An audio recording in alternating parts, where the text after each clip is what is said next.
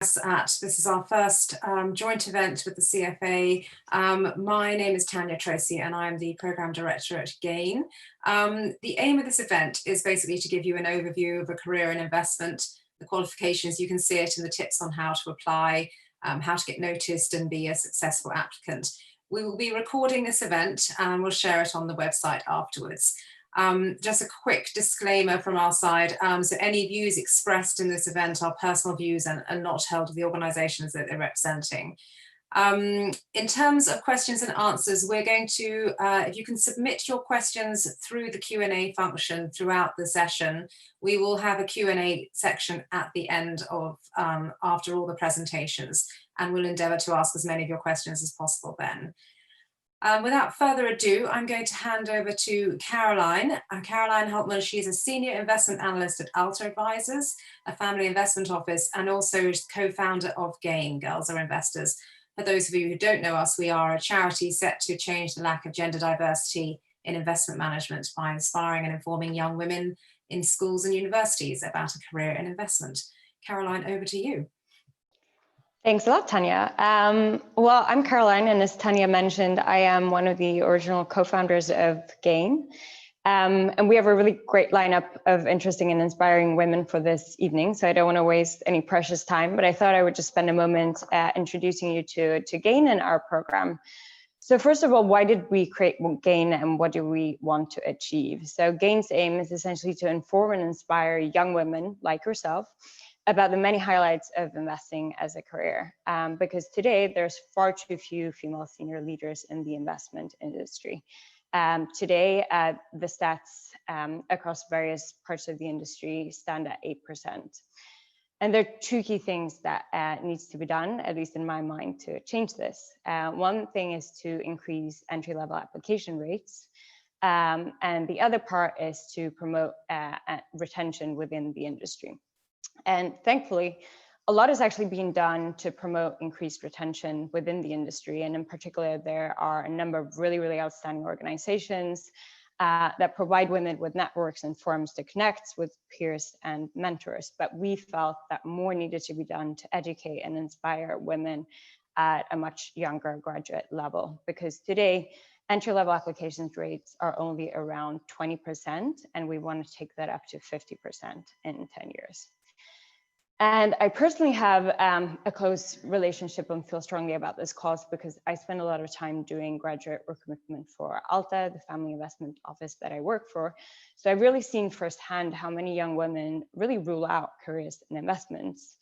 And in my mind, this is due to a combination of two key things. So first of all, there is a real lack of female role models. And we often say at GAIN, if you can't see her, you can't be her. And we want to change that by bringing female investors to your fingertips and let them explain to you why they've joined and succeeded in the investment industry, how they've secured the roles, and what motivates them to continue to excel.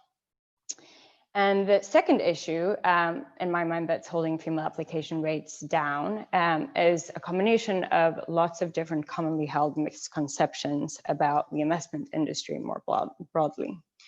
And one myth is that you have to have studied quantitative subjects at university and that you'll spend your entire days working in spreadsheets.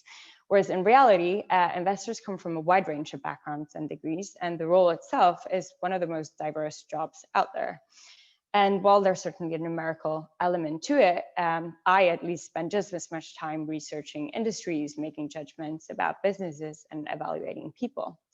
And in addition to that, as we'll come on to, there are many courses and qualifications like the CFA that can help you secure a role and succeed while you're at it. And just to give an example, at Alta, the firm that I work for, we recruit graduates from all different kinds of degrees and backgrounds, and we do that by design because in the investment industry, diversity of thought is incredibly important. But as a result, we might hire someone that has studied philosophy or history. So we wouldn't necessarily expect that someone knew everything about the world of investment when they joined. Instead, we promote and support all our employees through the CFA qualification.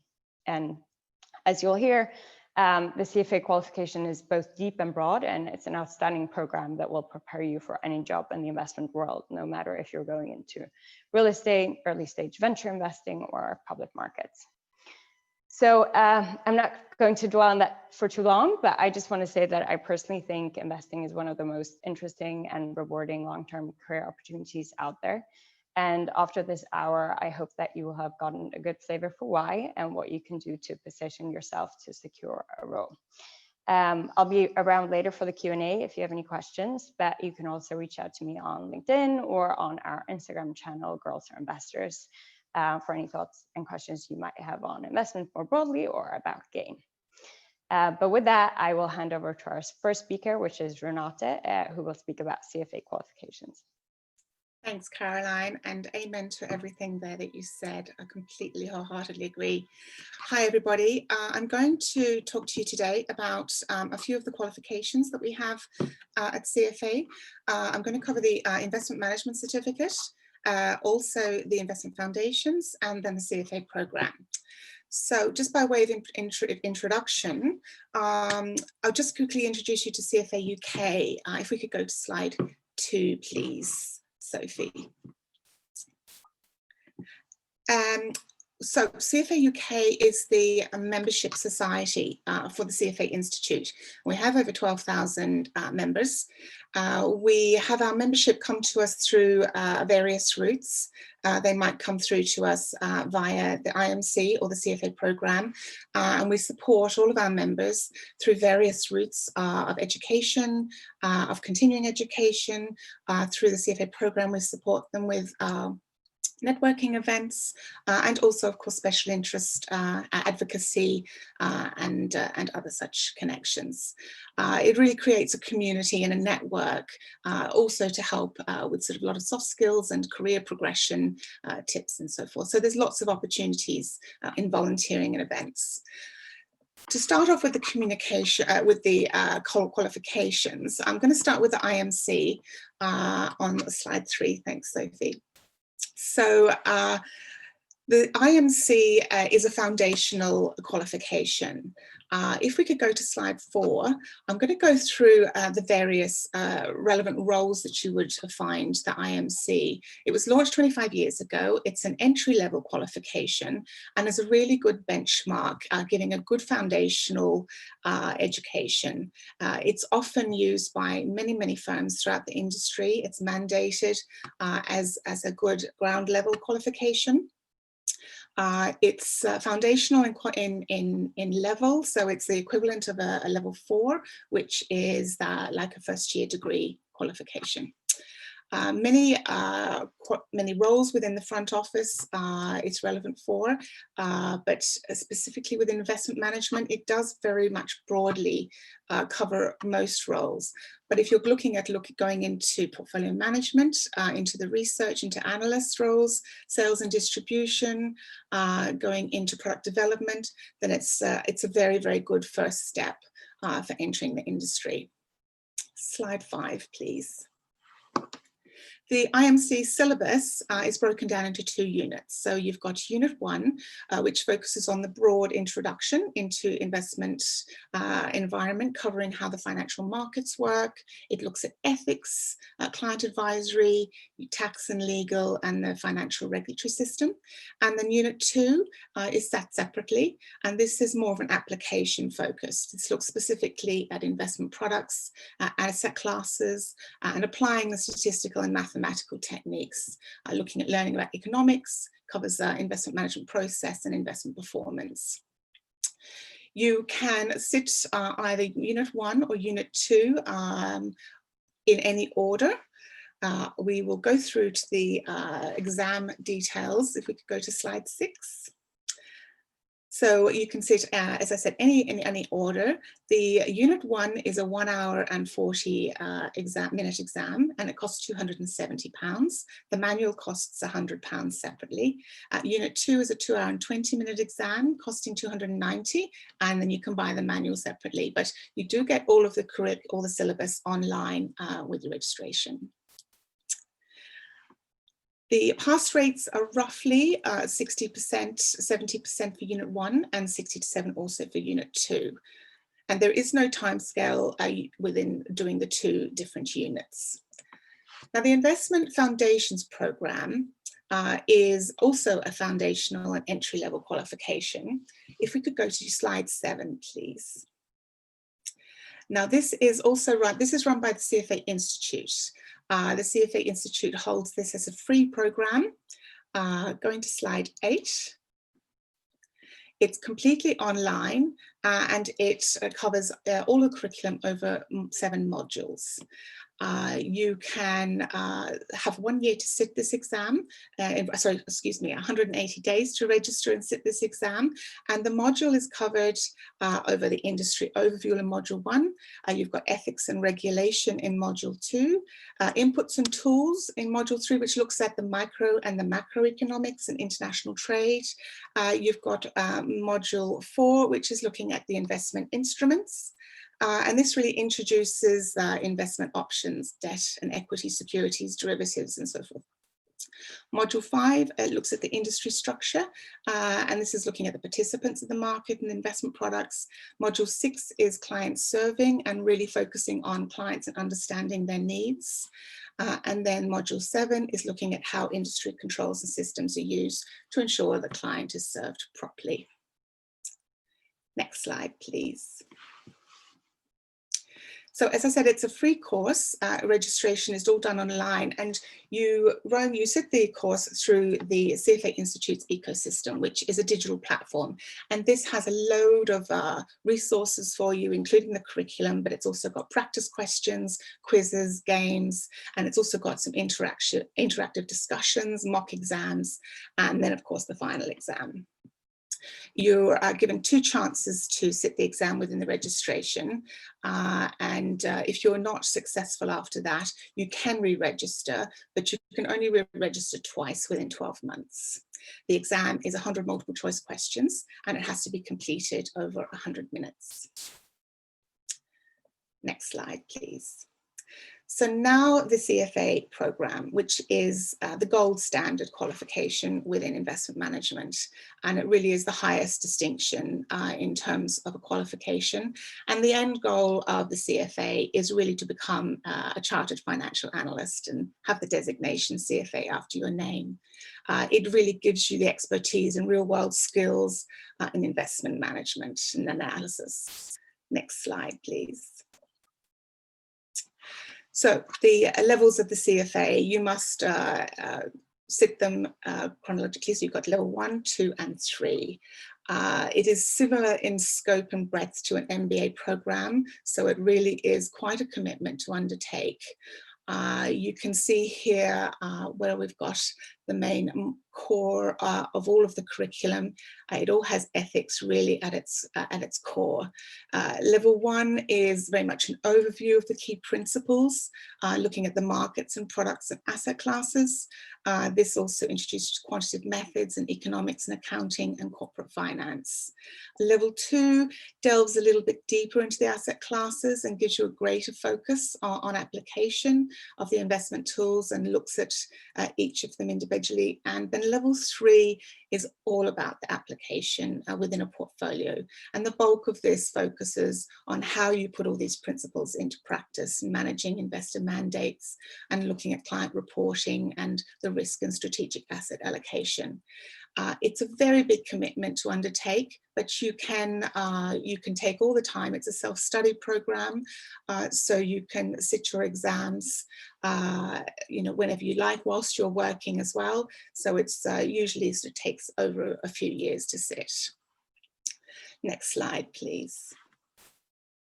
So the exam format for the program. Well, we've now switched everything to CBT, which is the computer-based testing. So we have our last exam on paper-based testing in December, for which registrations are all closed now. So starting February, we start with the computer-based testing. And as you can see here, we've got 4 windows per year, February, May, August, and November, where you can sit level 1, and then it progresses to level 2 for 2 sittings a year and level 3 for 2 sittings a year.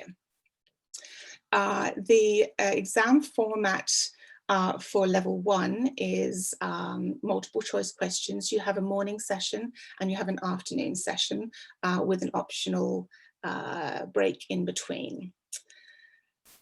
I won't go into too much detail because we haven't got an awful lot of time about the exam itself, but if you do go to the CFA Institute's website, you will find all the details on the exam.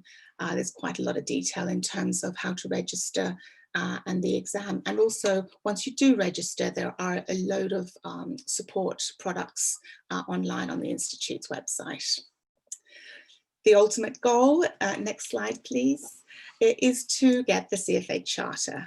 There's 170,000 charter holders around the world, and it's generally applicable to many finance roles, both in banking and in investment management, applicable to many C-suite positions and portfolio managers, investor analysts. It really is a fantastic qualification to show your commitment and your level of expertise in investment management. It's a very rigorous exam. To get the charter, you must pass all 3 levels of the exams. You must also demonstrate 4 years of professional investment experience and provide 2 to 3 professional references. And you're really showing a commitment and abiding by a very strong code of ethics. And then after that, you are awarded the CFA Charter. These are the details that you can find on the website. If we could go to the next slide, please. The enrollment details do differ depending on when you register for your exams, so be aware of the timings within the year when you register. There is a one-time charge at level 1 only for the registration, and then you've got the 2 different prices depending on when you register for the exams. But you know, you can go online, you can book your exams. You have a very big 10-day window to choose when you want your exam date. And you can do all of that through your registration. But I hope that's given you a brief overview within 10 minutes of the 3 qualifications. All of these details can be found on cfauk.org or also the CFA Institute's website.org. I'll pass it back to you. Thank you very much, Renata. That's great. For our next couple of sections, we are going to move over to looking at what the options are for entry and also some top tips and do's and don'ts in the application process.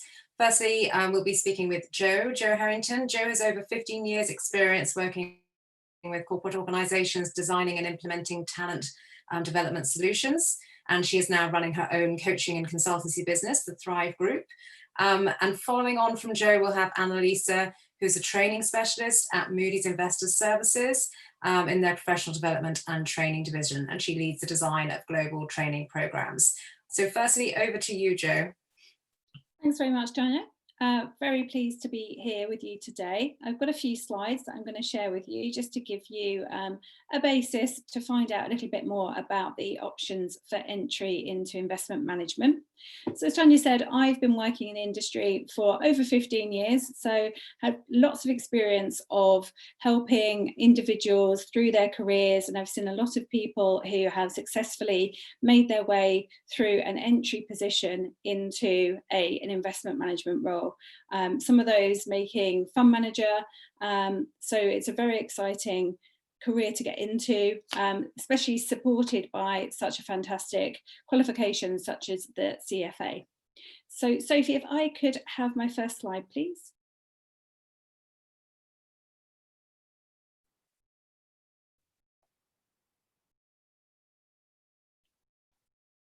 Thank you.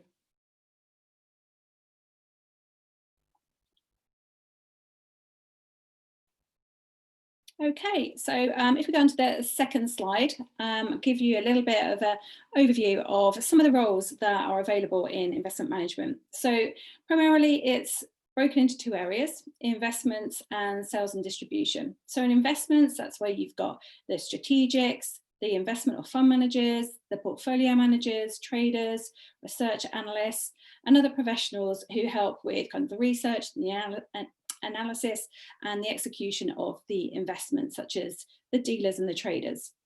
And then you've got sales and distribution. So that's the sales side. So that's where people are selling to the clients. It's about developing the products, servicing the clients, and marketing what the fund manager is selling. So distribution jobs are focused on winning new business and maintaining existing relationships. So what's really important in all of these roles is having skills such as good communication skills, being good at presenting, having strong organisational skills, being able to multitask, and also building relationships, because investment management, you may think, is much more around knowing numbers and looking at spreadsheets. As we heard earlier, Caroline definitely dispelled that. It's very much about building relationships with people. So within investment management itself, you've got kind of the asset management side. So there's the fund classes such as equities, fixed income, alternatives, ESGs, but then you've got some of the other investment opportunities such as venture capitalists, private equity, hedge funds, and also real estate. And also not forgetting the rating agencies. I'm sure Annalisa will talk a little bit about that later. So if I can have the next slide, please. So the road to investments, as we've mentioned, you don't need to have one of the STEM subjects. You don't need to be studying economics or business to find a great career in investment management. What employers are really looking for are people who are willing and able to learn and are going to pick things up on the job. You may think it's all about the numbers and the spreadsheets, but it's actually very much about the people. You're going to be building relationships, you're going to be meeting people, you're going to be using your skills to be intellectually curious. It's about researching, analysing, understanding what sits behind the numbers. What do those numbers mean? It's using psychology, it's advising, and it's learning. And at the end of the day, it's being empowered to make a real difference. As long as you have a general grasp of maths for most investment management roles and have the ability to grasp new concepts, then a career in investment management could definitely be for you. So if we could move to the next slide. So getting a foot in the door. So how do you actually get into investment management? There are a number of routes that you can use to get in. So you've got internships, apprenticeships and trainee programs, graduate programs, but also entry-level roles and side steps. So looking at internships, some of the asset managers do offer summer internships. They're probably fewer and far between than they used to be, but they do offer a good taster of what a career in investment management could be. They tend to be 6 to 12 weeks in duration, normally over the summer period. They're paid and structured with on-the-job work experience. Usually there's some kind of induction or orientation and lots of on-the-job training as you go through. This can be a really great career launchpad into investment management. Also look out for insight events. So some of those might be days, some of those might be these days more online virtual events, but do keep an eye out just so you can learn a lot more about what goes on in investment management. So with apprenticeships and training programs, these tend to be permanent paid structured programs, often 12 to 18 months in duration, where you get real practical experience of what it is like working on an investment job. You'll get formal training and often you'll get a qualification such as the IMC as you work through.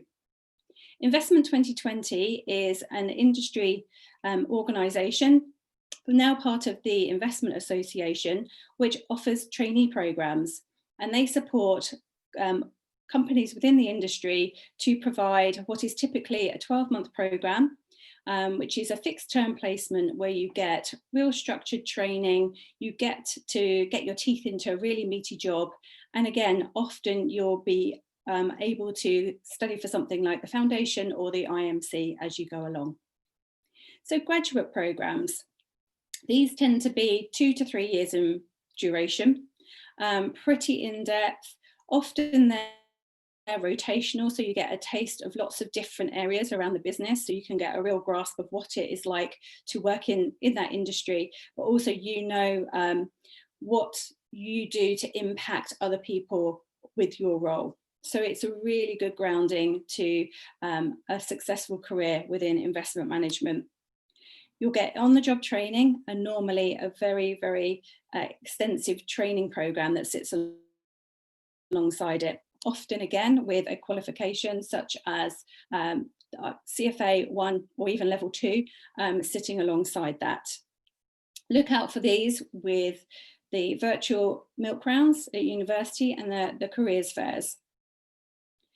There's also entry-level roles. So you might see something that catches your interest. Some asset managers, investment managers, are not big enough to be running any formal programs. So you might be able to get your foot in the door by applying for something like an analyst role or something on the client services side, which will give you that opportunity to get your foot in the door. Normally with these type of roles, you'll have some kind of personal development plan as well to support you on your way. If you like the look of a company, do your research and do have a look at their website to see if they have any entry-level roles available. There's also side steps. And what I mean by that is, even if you don't choose a career in investment management now, you might choose to go somewhere else in financial services or something different altogether. Your skills will be transferable. So don't forget about investment management, even if you decide that you're going down a different route now. You may go into management consulting, you may go into investment banking, but some of those skills will be transferable. So if you do fancy a change, then you can always come back to investment management. Next slide, please. So just a few hints and tips for me. Do your research. So when you are looking into the different routes to get into investment management, make sure that you really understand what you're getting into. Look at company websites. It's so important to really understand who you're applying to. Look at Investment 2020. There's lots of information on there about the investment management industry as a whole. There's lots of hints and tips about what you can do. It tells you about different roles. It also then gives you links into organisations who are hiring and looking for trainees during that time. The Investment Association itself is also a very good area to look into to find out more. Obviously, GAIN. I must make sure I mention GAIN. The Diversity Project. So this was set up by Dame Helena Morrissey. She was the CEO of Newton Investment Management at the time. And she noticed that there needed to be more diversity within investment management. So she set up the Diversity Project. Fun fact for you, she actually did a philosophy degree at university. So no STEM subjects there. But what I wanted to do is just point out that there's lots of information on there too. On the hiring section, I think it's Young Hires, there's some really great videos, but there's also a section which talks about different degree subjects and what the transferable skills are into the investment management industry. So I definitely would encourage you to take a look at that. And then my next slide, please. So just a few more tips to end with. Do more research. You can never do too much research. And if you do want a career in investment management, it's going to be very important. It's something that you enjoy. So please do really think about why you want to work for a firm once you do your research. Do their values resonate with you? Do you like the feel of the culture that you get from the website or the people that you talk to? Think about how you will translate your degree and your work experience into the skills that you might need in an investment management role. Show that you understand investment management. Use some of the terminology, but don't use a lot of the jargon.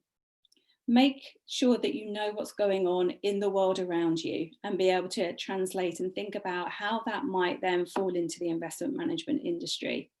Build your network, get on LinkedIn, get curious. Curiosity is so important with investment management.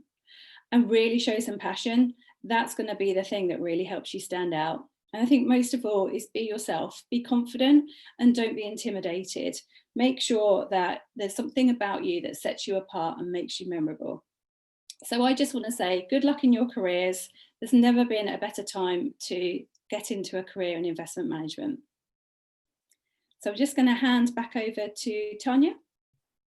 Thank you very much, Jo. We'll hand straight over now to Annalisa, who is going to talk you through some top tips and ideas for getting into the industry in your application. So thank you very much, Tanya, and thank you, everybody. And I'm delighted to participate to this panel event. So assume you want to work in asset management. So it's my pleasure to share with you some tips on how to get this job offer rather. And I have really 3 messages for you. First of all, really visualize your goal. And indeed, I echo what Caroline and Joe have said, that asset management is a very attractive sector for your career.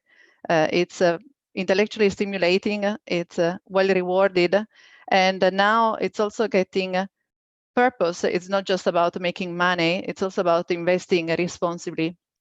And on top of that, asset management companies really need fresh, bright, and diverse talent. So that is you. Now, secondly, my second message is searching for a job, you might have heard before, is in itself a job. So really you need to put in the effort for your job search.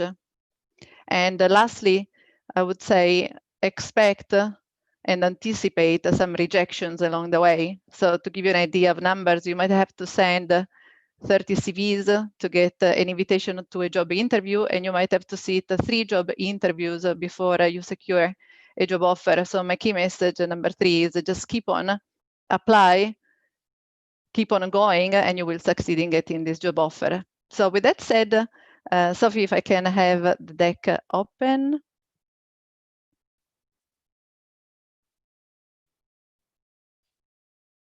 Now, a bit about my background. I'm a VP training specialist at Moody's Investor Service. So that's a credit rating agency.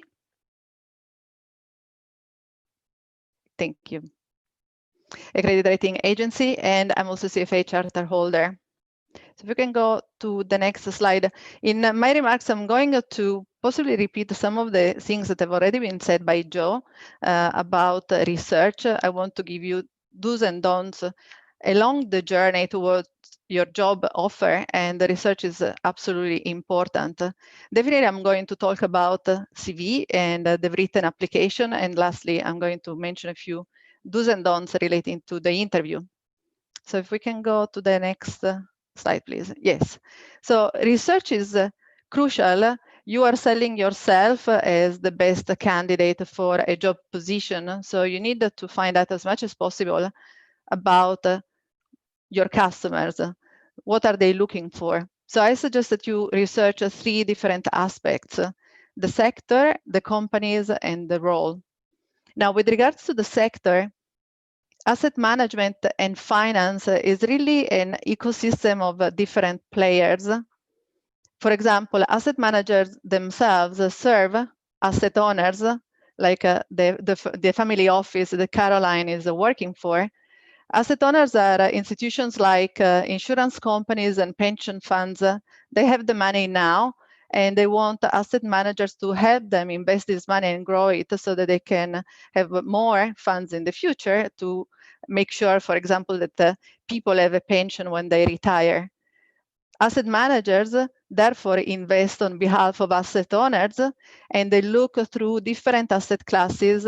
And Joe has already mentioned equity and bonds that are issued by companies who look for this funding to grow their business. So as you familiarize with the financial sector and the asset management sector, one of the key takeaways for you is that there are many different players, and like Joy has already said, different routes into asset management. So for example, when you cast your net wide and consider where to apply, I would definitely encourage you to apply to Moody's Investor Service and credit rating agencies in general. It's a well-trodden route into asset management. And definitely don't need to become a financial institution expert through your research. You don't need to know it all. But it's very important that you look into the different companies, BlackRock, Citigroup. So which companies are successful in asset management, and try to look into their strategy and culture. Who is hiring, who is offering training programs, and here, where do you actually want to work? So my recommendation here is for you to rank the different asset management companies by your preference where you want to work first, your first year and your second year, and take note of the application deadlines for all of those programs, internships and intake spring weeks that Joe has mentioned. And lastly, with regards to the role, definitely find out exactly what asset management companies are looking for entry positions. What are the requirements, the qualifications? Use your connections, like it has been mentioned. Do use LinkedIn to connect with the recruiters, with the headhunting agencies, and also with insiders, people you know that work in finance and in asset manager, to find as much as possible about the role. Now, if we can move to the next slide, I want to go a little bit more in detail on what you would be expected to do as a junior finance professional in this sector. And there are many tasks. And again, Joe has referred to analysis versus sales. Now, among the tasks that you will have to do, definitely there is an element of research. So you will have to gather and digest a lot of information, analyze financial statements of companies, project and forecast what might happen to these companies in the future, evaluate different investment opportunities, summarize your recommendation and present it in writing and orally. So you can see that there is an element of technical competencies, which are quite important early on in your career, like financial analysis, financial modeling, valuation, credit analysis, big data analysis. However, employers know that these skills are best acquired on the job or through qualifications like the CFA or the ACCA. So no, they don't necessarily expect you to have them at university level. And also, as the chart on the right on this slide shows you, for your career success, over time, other skills become much more important. This is data taken from a CFA Institute survey called Investment Professional Skills of the Future. And you can see how over time, other skills like soft skills, presentation and writing, or leadership skills, ability to persuade and manage other people, or also the ability to go beyond your silo and go across the discipline and see the big picture, the so-called T-shaped skills, they become increasingly important. So there are many skills for success. It's definitely not about having necessarily an accounting to start with, or even a STEM background. So most important message, don't rule yourself out, but indeed try to visualize how you're going to fit into a team and what you're going to contribute, so that you can really prepare to present yourself as the best candidate for a job offer, which you're going to do in your CV. So if I can show the next slide. A few tips on preparing CVs. Now, CVs are mainly targeted to recruiters, and recruiters will see hundreds of CVs, maybe 50 applications for each opening they offer. And therefore, they may make a very quick decision, 5 or 6 seconds, about which pile your CV is going to go. The yes pile, this is an interesting candidate, or the bin. And therefore, your CV needs to communicate very, very quickly and efficiently that you are an interesting candidate, that you deserve an interview, and that you deserve to be on the yes pile. So structure is very, very important. You don't want to frustrate the recruiters. You want to help them find information very quickly. The profile at the top, your personal statement, is also key. That's where you articulate what you bring, what you have to offer, maybe your analytical skills or your leadership, your experience, and you demonstrate with evidence what you can offer for this position. So definitely you should tailor your CV to the job offer, and therefore as you go through your work experience, your education, and maybe even the extracurricular activities, use the keywords that might appear in the job application and focus on the results that evidence that you are the right candidate for this position. Extracurricular activities are also great to show that you have a personality. And in terms of things to avoid, everything on the CV needs to matter. So avoid unnecessary words. You don't need to include a picture, avoid including personal statements, and obviously make sure that there are no typos. So get somebody, many people indeed, to help you proofread your CV before you send it. The next topic I want to cover in the next slide is the other so-called assets, written assets that you need for a successful application. So you will need a cover letter. You may not send a letter through the post any longer, but in an email, you want to have ready 1-2 paragraphs where you articulate again why you are the right candidate for this position. And in your writing, you want to show your passion for the sector and interest in joining that specific institution and that specific role. It's very important, your cover letter. Now, in many cases, you might have to send your application through an online application system. So here, be aware of the questions. Some of them are designed to weed out unsuitable applicants. So also make sure that you include all of the attachments, your CV, so that your application doesn't get lost because of some technical glitch. And finally, LinkedIn profile. The recruiters will check you out on LinkedIn. So LinkedIn is a place where you do want to invest in a nice professional picture, maybe even a background picture, so that you stand out from everybody else and you look professional. Again, your personal statement is very important in LinkedIn, but here it needs to be more generic because everybody will read it. So don't make it institution or role specific.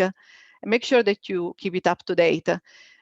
In looking at LinkedIn, I recommend as best examples the LinkedIn profiles of recruitment professionals, and I've got here some suggestions. They are really quite outstanding the way they look. So you have been successful in your written application and you're now invited to the interview. So if we can move to the next slide. Now the interview, obviously, it's where the stakes are very high, but it's also the most fun part of the process. And therefore, to master the interview, again, there are 3 things to consider. You have to prepare before the interview. You have to be very present during the interview and follow up. Now, in terms of preparation, what you can do is find from the recruiters as much as possible about the process and anticipate those difficult questions people like to ask, like, what is your worst weakness? Or where do you see yourself in 5 years? Prepare also questions for you to ask at the end of the interview, and rehearse with mock interviews and practice the Zoom setup, because likely the interview is going to be online, so that you have a nice background, for example, without any distractions. On the day of the interview, very important, arrive very refreshed, well rested, and on time, or actually early, because the technology can let us down at the very last moment. Then being present means using your eye contact, your observation skills, and really listening carefully so that you understand the questions that are being asked and you give the best answer. Be ready for challenging questions, for potentially tests and assessments. Give it your best shot, and be positive throughout the process. After the interview, not many people do it, but it's nice to send a thank you note to the interviewer, which is one of the things you can do to also demonstrate those behaviors that companies like. in Moody's, we refer to them as the culture of excellence. Things like respect, integrity, responsiveness, and passion. So these are all things that you display throughout the interview process. Obviously, be open to any outcome and learn. In case there is a rejection, there is no need for you to take it personally, but obviously ask for feedback and learn so that you can restart the process with your next application. So what can hold us back in this journey towards the goal of getting a job offer? Now, in my experience, it's really our own potentially negative emotions and thoughts, things like distractions, procrastination, a bit of apathy, or self-doubt and fear of failure, the so-called imposter syndrome. Now, it's very important to understand that these feelings and the thoughts really are very normal. Everybody might feel and think these thoughts at some point. So once you recognize these thoughts and accept them, you also recognize you don't need to identify with them, and you can just refocus with clarity on your goal of getting that job offer and work through the process in spite of these negative emotions and feelings. So just to conclude, I want to reiterate the message that has been already communicated. Asset management is a great career choice. It's a smart choice. It's particularly good for women because asset managers are looking to increase their diversity. And therefore, in summary, just start the journey and keep on going all the way until you succeed. That's all from me. Thank you very much, Annalisa. That's great. There's lots of useful tips there, I think, for everybody. Just before we go to our last section on the candidate experience, I just want to remind you to put your questions through on the Q&A chat function. We will be answering those after this last session in the Q&A. And I'll put the questions to the whole panel. Now we are just going to go to Elena Koicheva, who works in Global Business Development Management at Blue Bay Asset Management. So she focuses on developing new business opportunities with institutional clients. She is also the co-vice chair of Blue Bay's Diversity and Inclusion Forum. Elena, over to you. Thank you very much, Tanya, and thank you so much for having me. I'm really very pleased to join the panel. Thank you all very much to the other panelists. Well, frankly, I'm definitely kind of referring to all of these experiences when I was going through them. So it's really bringing up memories. I think what I'm really going to focus on today is probably reflecting on the presentation that Renate gave. And talk to you about my candidate experience, my experience of going through becoming a CFA charter holder, sitting the IMC qualification, but also maybe an advice for how I can see the investment foundations program serving individuals who would like to explore the world of finance. So maybe if we start with this one, I think that from what we heard, the investment foundations program is really a great opportunity to have an overview about the world of asset management, understand what our industry is all about, and even also in a situation where maybe the individual did not have a STEM background or did not have a finance or economics degree. I think this is really a great opportunity. We heard the opportunity to sit this exam is also free. So I think this is adding another benefit and incentive for anybody who thinks that asset management is for them to have a little bit of a taster. Turning to the IMC program, we saw that it comes in two parts. So one is the investment environment, the other one is the regulatory setting in which we operate as investment professionals. And with this one, I would probably recommend it to students who are a little bit more set into going into the asset management industry, thinking about setting the scene for themselves. We know that quite a lot of opportunities in the world of investment management are also kind of listing the IMC as a prerequisite. And similarly, employers themselves are also going to support, in most cases, their new graduate or individuals joining their teams through this program. So we'll definitely look into that as well as one way to showcase that you're really serious about a career in investment management. And turning to really what Renate called the gold standard, and probably I would have to resonate with that and really say that it is really probably the gold standard in our industry, the CFA program. So my experience was in a way very much similar to what you're having right now. I was introduced to the CFA program at my very first day at university, in my very first lecture at university. So I hadn't started my degree, but I already knew about the CFA program. And I was really inspired by my professor at the time, who really introduced it as this gold standard opportunity to have an incredible designation, a global one, that is going to serve you in your career.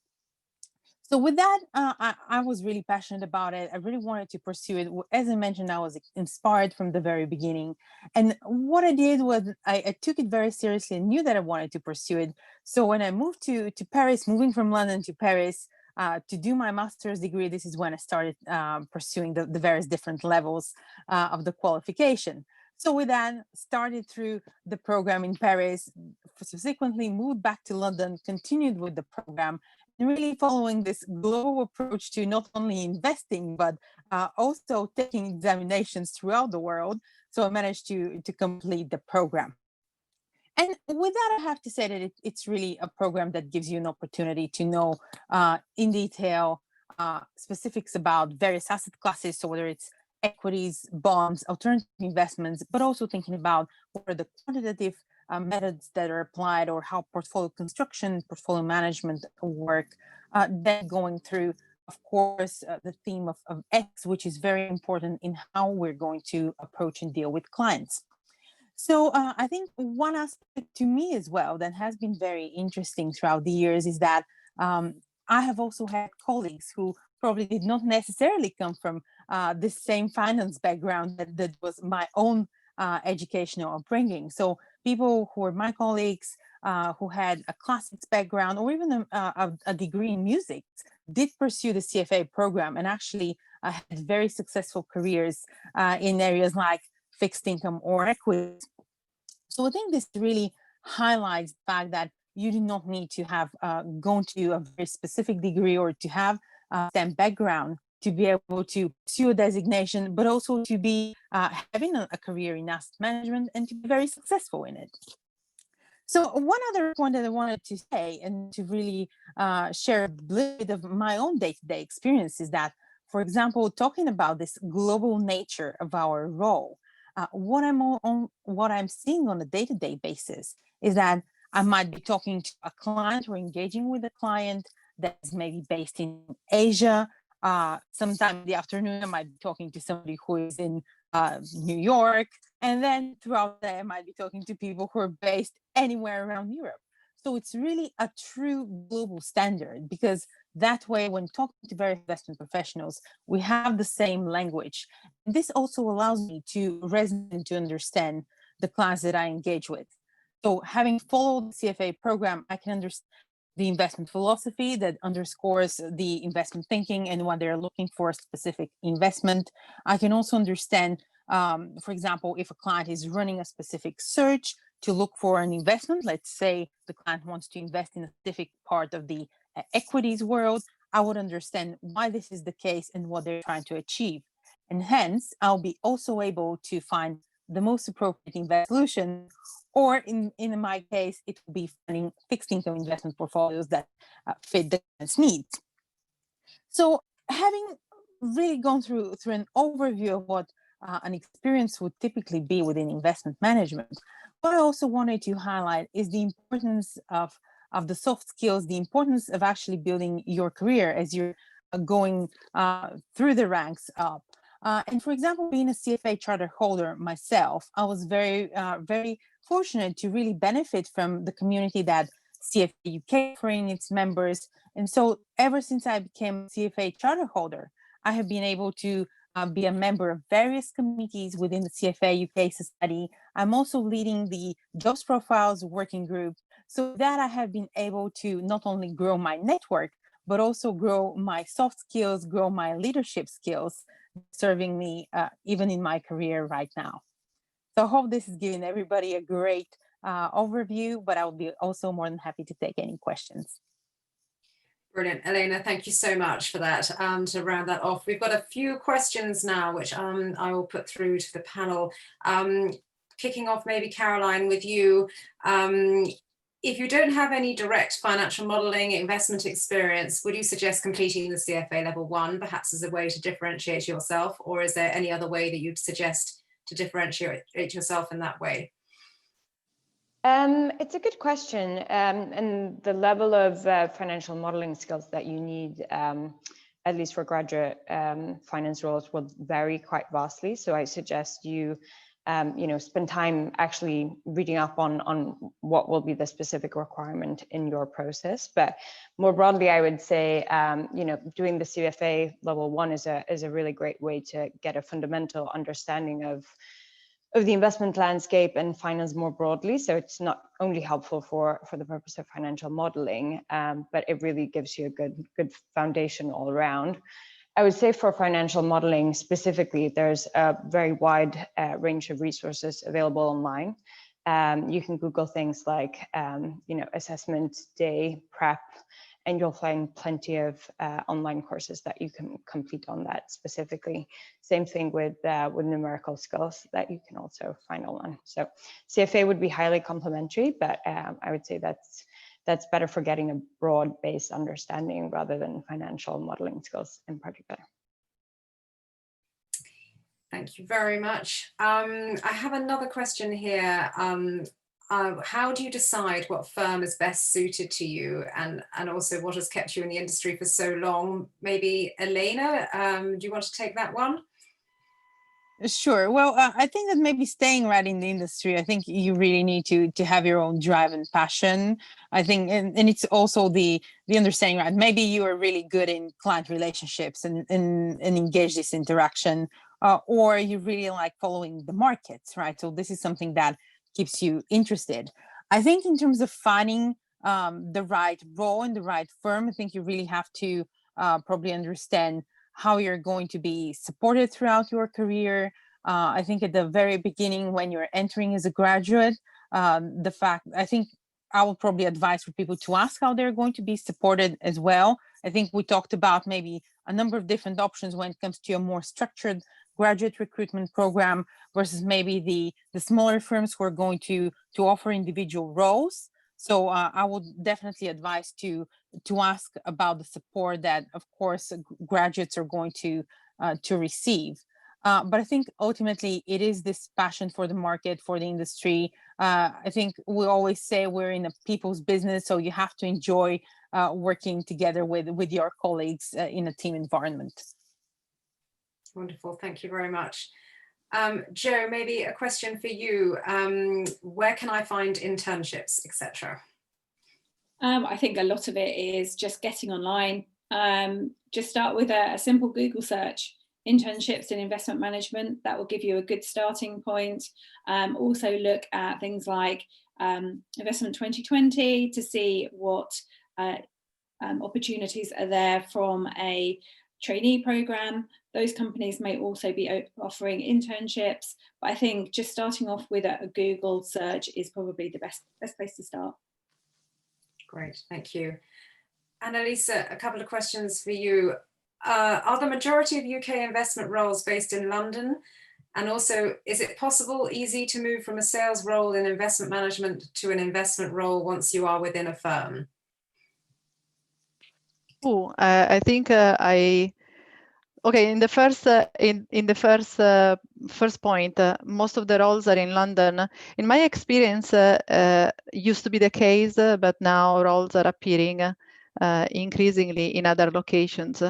And I'm referring not necessarily just within the UK, but also other locations in Europe. So I would say that in terms of geographical distribution, yes, London is still one of the most attractive, but Edinburgh is also very strong. and also other locations, other financial markets are gaining market share, so to speak, of the talent and of the positions, like Frankfurt, Paris. So that's the first answer. And sorry, the second question. Is it possible to move from a sales role in investment management to an investment role once you are within a firm? Yeah, I mean, in my experience, and I'm going to echo, thank you, Tanya. I'm going to echo what has been said before. It's really about the passion. So this doesn't just apply to asset management, but in many other companies, there's such a variety of roles and positions. And ultimately, it's about where are your talents and where is your passion. So you can move from sales into an analytical role or from an analytical role into sales, really depending on your drive and what interests you most. Obviously, it takes some initiative. It can be quite easy to get stuck in a position, but if it's not ideal, look around and opportunities do appear within the company where you operate, or failing that outside in the market. Great, thank you, Annalisa. Renata, a quick question for you. For the CFA level 3, you need work experience. Is this the same for CFA level 1? No, you don't. Anyone can enter CFA level 1 and you can study it in your own time and sit it. I did my level 1 whilst I was just joining banking. And no, you don't need the experience. We have quite a few actually final year students who sit CFA level 1 and often come into the industry with it very prepared. Great, thank you. Caroline, one for you. Do you think that the current situation with the coronavirus will make it more difficult to enter and stay within the industry as a whole? I would definitely not say so. I mean, the investment industry has never been more exciting to be in, I think, at least from my point of view. And most firms are set up to be well positioned or even take advantage of periods of volatility like this. So I think it's a really good time to apply, and it's a really interesting time to join too. It might be more difficult imminently to find positions, because I know some companies have put recruitment on hold just because of the difficulty in meeting people in person. But I think, at least we're trying to overcome that at Alta.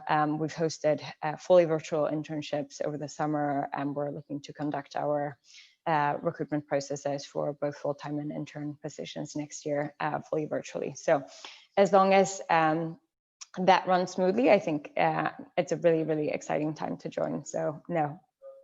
Could I just add to that, Tanya, actually, that we have done a lot of consultation with firms throughout this period of COVID. And I'd like to echo what Caroline said.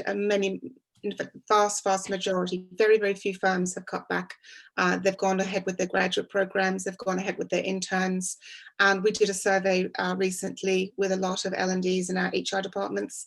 And we're not seeing widespread expectations of cutting back on them. And they're fully expecting to go ahead next year with full graduate programs. So I think there is a lot of hope out there. It's great to hear.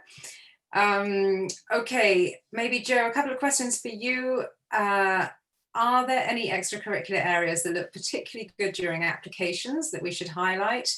And what type of questions can I ask interviewers?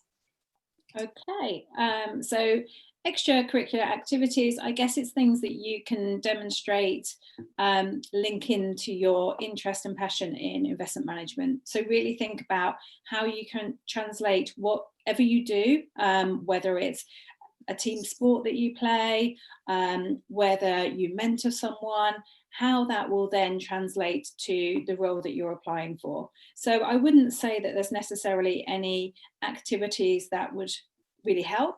I think it's more about how you do the translation of what that means for that particular role.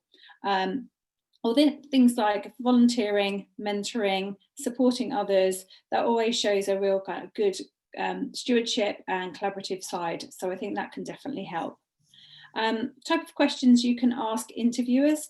So I think that's really showing that you've done your research. I know we keep banging on about research, but it's so important. Show that you understand about the company that you're applying for. So Have a look at what's going on in the press around them. Is there something topical that's just happened that you can ask a question about? Is there something about their culture, their strategy, their values that really shows that you understand the organisation that you're applying for? So they're the types of things that I would really encourage you to ask about. Or on the other side, ask about how they view diversity and inclusion, how they are dealing with, I guess, socially responsible investing. Is there something that's kind of shows that you've got a real interest and passion? If there's something that you're really interested in, is there something that organisation does which will then, I suppose, focus the kind of questions that you might want to ask? Brilliant. Thank you very much. I see that we have gone 5 minutes over time, so I will probably just do one last question, which is probably two questions actually for Annalisa. Two questions are what usually happens at assessment centres for investment management graduate roles, and what is the best way to build your network? Well, assessment center, I can give you my experience. Assessment centers are really designed to create a situation where you work in teams. So you will be put together with other candidates and have to work with a bit of time pressure to come up with some form of a case study recommendation. So that's the setup, and I would extend and invite actually Joe, if you want to add anything more informative on the format of the assessment center, Joe. Some of the assessment centres I've been involved in definitely have included something around team events, so something to demonstrate how you collaborate and work with others. Tends to be some kind of interview in there. Often you're asked to prepare a presentation either in advance, or you might be given a scenario to work on during the day. So they're tends to be the types of things that people are looking for. So I suppose going back to my presentation earlier, something around communication and collaboration, something to show how you handle research and analysis, how you work with others. They tend to be the main things that are covered within an assessment centre. I know Caroline's also been involved, so I don't know if there's anything you would add. No, I think that's a really good summary. I think in general, at least the way we look at recruitment is the personal aspect is hugely important. And as we've explained so many times during the talk today, having prior finance knowledge isn't necessarily the most important thing. Rather, what I always look for is intellectual curiosity, and you can have shown that through many different ways, and it doesn't at all need to be finance related. I saw one of the question was, how can you, what extracurricular activities can you get involved in to show interest? I think it's always good to have been involved in things that show that you are interested in the industry, but always remember and try to really make the point clear that you are an intellectually curious person who's eager to learn, because I think that's more important. So at least our interviews focus a lot on that and the interpersonal aspect and the interest more broadly. But in addition to that, we also do a numerical test, which is very common across the entire industry. Those you can also prep for online on websites like SHL, to make sure you're fully comfortable with those. And then we also always do a case study. But once again, we recruit grads with little prior experience. So emphasis is again on independent thinking and rather assessing a business and its competitive moats and the industry landscape, rather than doing a back of the envelope financial model. So worth bearing in mind, and also worth checking in with the recruiter what the exact format of the interview will be. Yeah, absolutely. And the last one was the best way to build your network. I mean, this actually could be for all of you. Just maybe if you give your sort of top tip. Yes, thank you, Tanya. I think that I would go back to the CFA program, actually. And in fact, one of the key benefits of embarking on the CFA journey is beyond the qualification is really building your network of professionals outside of your firm. To give you an example, in Moody's, lead an organization which is a network of CFA charter holders of Moody's, and it includes 250 colleagues across the globe. And then beyond our connections within Moody's, we can extend connections with the CFA Society UK, with the CFA Institute, and this is really helping to remain plugged in, look what's happening beyond our firm, and build our network. So that's my top tip, actually, the CFA. Elena, do you want to take that next on? How have you built your network? Well, I have to write. So I think I have to resonate with the fact that the CFA program, right, has been an incredible opportunity to join. I think Renata said over 170,000, right? So charter holders globally. So I think this is one of the greatest benefits, as I said in my own talk. I have been very fortunate to have developed my own leadership experience through being a charter holder as well. So I think this is definitely a great way to expand your network. But I think the other point that I would make is, even thinking beyond that, is don't be afraid to reach out to people, right? I think we all understand that when you might be just thinking about what is the position, what is the role, what is the industry that you would like to take. Everybody has been looking for advice at this point in their lifetime. So I would definitely advise just reaching out to people, connect with people on LinkedIn, with investment professionals, with professionals from firms that you might be interested in, and try and attend also some of the career fairs and do your research, because this is going to be very important to allow you to understand the investment industry overall. But I think one of the key messages is that the CFA program and membership can be a great opportunity to network and to connect with other professionals. Could I just add to that, Tanya, very briefly? Obviously, with the CFA program, it's very important. But I would like to just say to all you guys out there that the IMC, which is a much smaller qualification than the CFA program, is also a route into CFA UK as a society. And once if you've got the IMC, then that qualifies you for membership within CFA UK, and you can join. And there's lots of social events, networking events, not just on the academic topics of your field of expertise. And so it is very helpful for those entering or have just entered, and there's volunteering opportunities there as well. And then next year we will be introducing another category of memberships through our other qualification, which is the certificate in ESG investing, and that is just a bite-sized qualification, and will allow you to join CFA UK membership through that as well. Wonderful. Jo, do you want to add anything on networking?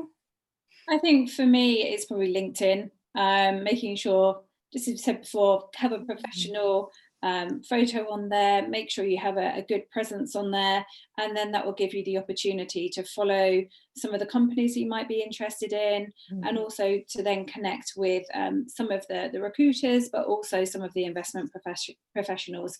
So I think that's a really good way of giving you an opportunity, especially in the virtual world that we're living in now, to be able to start building your network over and above things like the CFA, and joining some of the forums that Elena mentioned.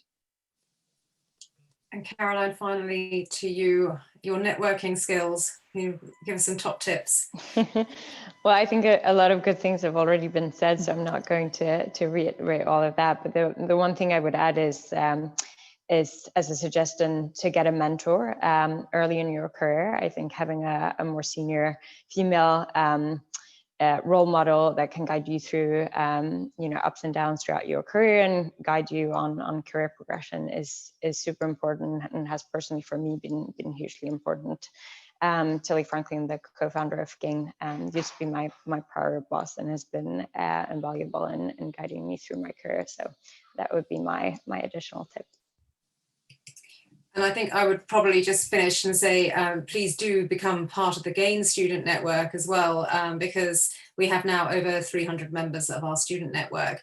And there's all sorts of events like this that you can get involved with. Obviously, everything is free.